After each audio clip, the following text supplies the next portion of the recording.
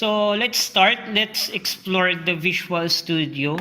In Files, here, if you're going to create a new project, just click ito Files, New, and Project.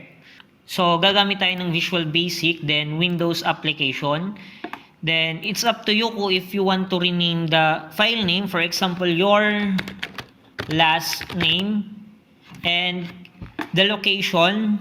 This is the location of the project, C, and then the username, documents, Visual Studio. Then, okay. If you want to change the location, you just click the browse. For example, select the desktop, then select folder, and okay.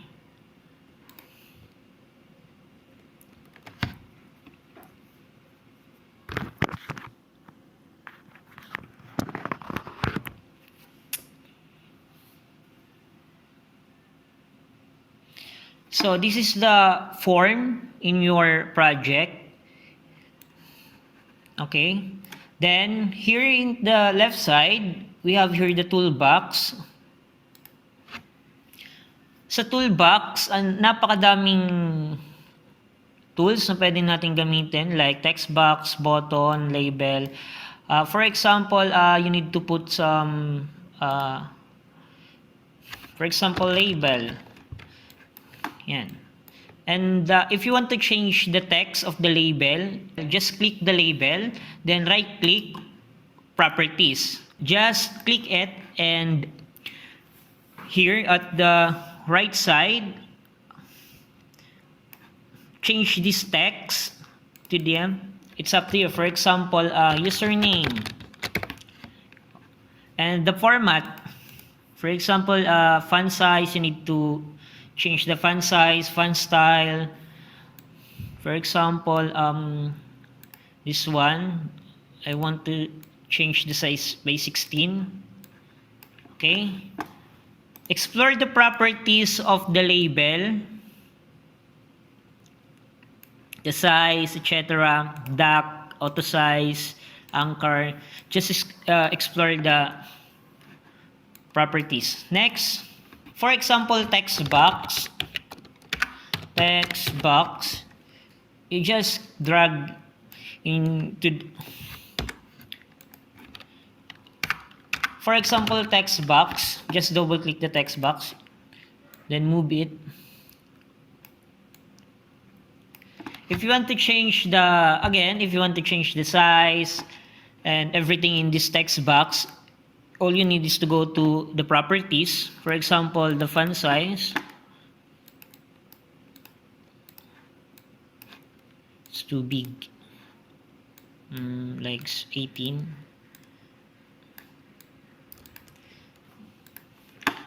Next one is, for example, you need to, the button.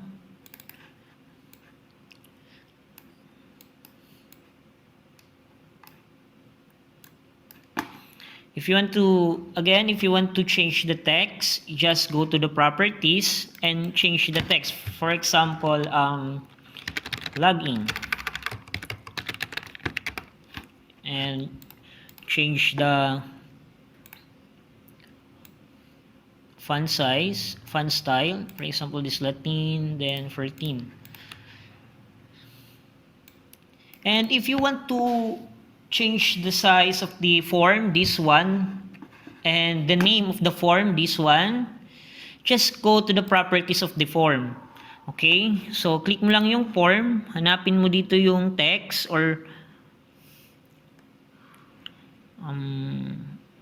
this one. For example, my login form. As you can see, the name here is already changed, the text. You can also remove the border if you want. For ito, form border style, it's up to you. If it's single, for fixed 3D, fixed dialogue, sizable, fixed to small. So just explore the properties of every tools in toolbox. Okay. So for example, you need to execute your project, just click the start here.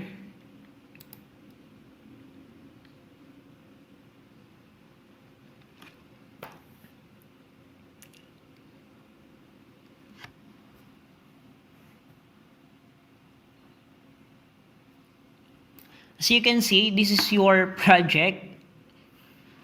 If you execute, the form will pop up, will show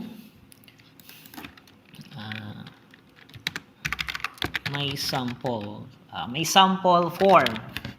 Okay, then how to stop the program?